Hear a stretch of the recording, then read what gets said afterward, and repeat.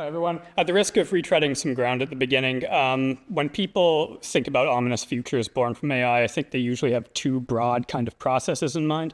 The first is bad technology, where we create some AI whose goals aren't aligned with human interests. The second is bad actors, so maybe the AI is aligned, but it's wielded by some subset of the population with goals diverging from humanity writ large. I think there's a third route to ruin we might need to worry about, which we've already talked about a bit today. You can think of this as bad evolution, wherein even if you create a seemingly benign technology, it can still lead to worse outcomes. So I'm going to try and summarize some key ideas and observations from a paper I wrote, which was entitled Anarchy as Architect, where I go over how I think this might happen and point to some historical examples where I think previous inventions may have caused this to occur. So in the paper, I referred to this as welfare degradation, and the way I think it works is that societies can take on various institutional forms, and the particular institutional form a society takes on seems like it would have a big impact on the welfare of those living within it. So perhaps we think that more democratic decision-making mechanisms are, on balance, better at promoting welfare than more autocratic ones. However, the institutional form of a society or state affects its competitive prowess vis-a-vis other societies. In particular, I focus on military competition, which was ubiquitous throughout most of human history. And the particular institutional form of a society would affect its chances of surviving these conflicts. Some ways of internally organizing a state are better at mustering resources and directing them towards competition than others. And if this is true, it stands to reason an evolutionary selection dynamic would apply to these institutions over time. Those which impose a disadvantage would become gradually less prevalent under competitive conditions. And the implication is that societies can't simply choose to take on whichever form maximizes people's welfare. Under competitive conditions, what is effective sort of becomes mandatory. However, I don't think that the relative competitive performance of a given institutional form is some trans-historical constant.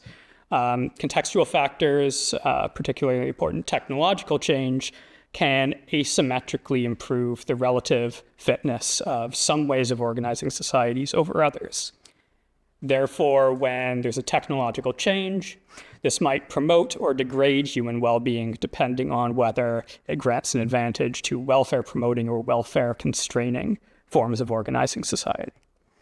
So in my paper, I go through a number of examples where I think this may have happened before, for better or worse. Perhaps the most impactful would be the agricultural revolution, where the domestication of crops and livestock allowed human populations to expand by an order of magnitude, and in turn provoked a qualitative shift from itinerant to sedentary modes of life. And on the face of it, this seems like a pretty innocuous development. This technology gave us the option to do something we couldn't before. We could grow more food. And even if there were unanticipated ill effects, well, then it seems like humans could just forego the use of agriculture if it turned out to be the case.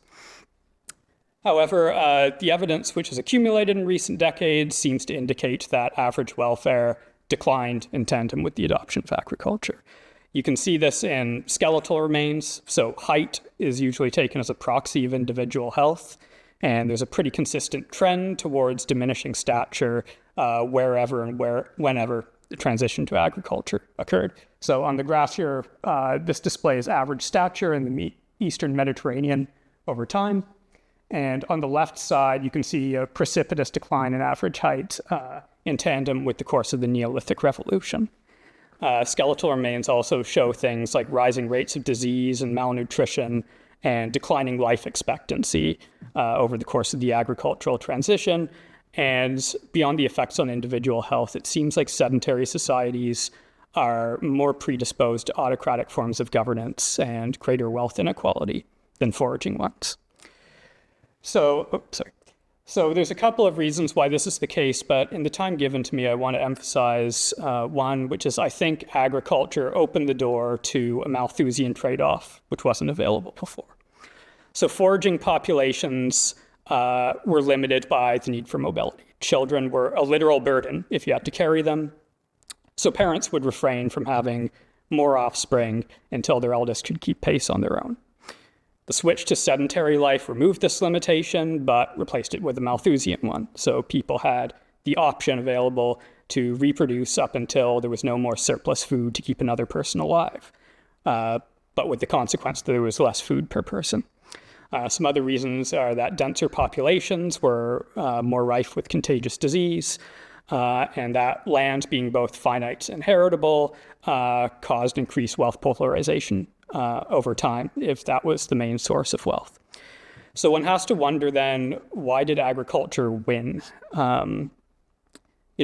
Every part of the world where farming or herding is ecologically viable was eventually converted to farming or herding in the end. And if this evidence of declining health is true, it seems unlikely that people are progressing down this route because it was making them better off. And it seems that the answer is this choice that agriculture gave people was largely illusory. Farming societies outcompeted foraging societies. Even though they were individually less healthy, they had weight of numbers on their side. So populations either embraced agriculture and the hardship that entailed, or were vanquished by those who did. I'm going to try and briefly run through another pair of examples, which is the twin inventions of bronze working and iron working, which seem to have had opposing influences on the evolution of human society. Whereas bronze working seems to have granted an advantage to more hierarchical and egalitarian forms of states, ironworking gave an asymmetric advantage to more democratic and egalitarian ones. So there's various lines of evidence for this, which I don't have time to go over, but I've put on this slide a graphic showing wealth inequality in the Middle East over time. And you can see a precipitous jump at that first dotted line right around the time bronze working was introduced to the region, and then an equally sheer decline roughly around the time iron working became prevalent. And I think the reason for this, even though these technologies seem similar, they had opposing effects, is that where bronze working made the average person a less relevant input into military competition, ironworking made the average person more valuable in this regard. So the main difference between the two metals is that bronze was much more scarce than iron, and therefore more expensive. So polities during the Bronze Age could not afford to equip every mobilizable member of a population with metal armaments. And therefore, the dominant military formation was a relatively small number of well-equipped and well-trained champions with a disproportionate impact on the outcome of battle. And chariots also contributed to this dynamic via high unit cost and requiring a lot of training and skill to use. You couldn't slap this in the hands of a peasant conscript and expect them to use it. This in turn granted disproportionate power over the shape of the society to this warrior class, since the survival of a polity depended on the work they did. The institutions of society became warped to serve their interests through their greater bargaining power. And Bronze Age polities were typically very autocratic, think the pharaohs of the New Kingdom, and frequently featured widespread encirclement and enslavement of the peasant majority. In contrast, iron was much more abundant, and after we developed the ability to work iron, polities could equip a wider swathe of their population with effective armaments. So the dominant military strategy became more about mass mobilization. This in turn granted greater bargaining power to the masses over the shape of the polity. Even when elites were reluctant to extend political privileges or wealth redistribution, there was a fire under their feet to do so.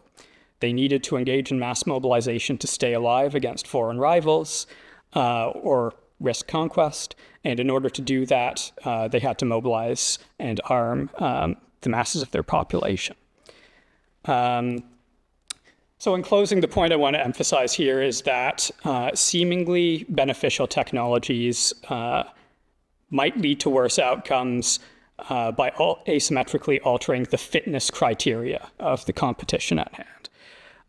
Also, I don't think it's unprecedented given the examples I listed, that major technological change can leave people worse off. I mean, in the past 200 years, we have this notion that technological progress is making us better off, and I agree with that, but macro-historical view, I think, provides some countervailing examples. And I'll call it there.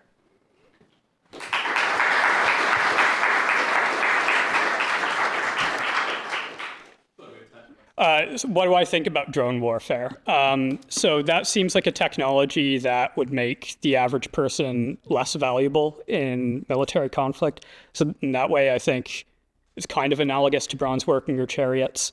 So I didn't talk about it in the presentation, but I think one of the reasons why we had this flourishing of human welfare during the 20th century was because the style of war in the world wars was, again, very inclined to mass mobilization. If we have automation of combat rules, I think that could undo that fortuitous alignment and, again, cause welfare degradation. So you have like what's like you look ahead about these technologies, the welfare reducing, and then do what? No clue. But Liam, I think, does. No. I mean, there's the old answers of coordination where we... so if we can predict technology will degrade welfare, what do we do? And immediately, I don't have a lot of good answers. Typical answers that come to mind are like coordination. So the vying parties agree to limit the intensity of competition. Other levers that might be available to us are like somehow could we make competition more defense than offense dominant?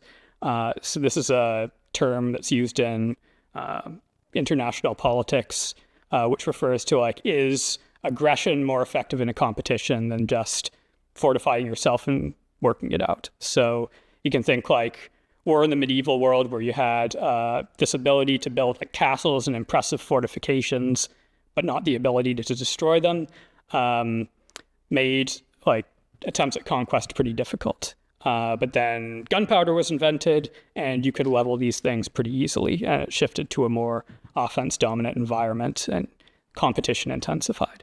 Again, I don't know if there's a button somewhere that says switch to defense dominance, but off the top of my head, that's all I got.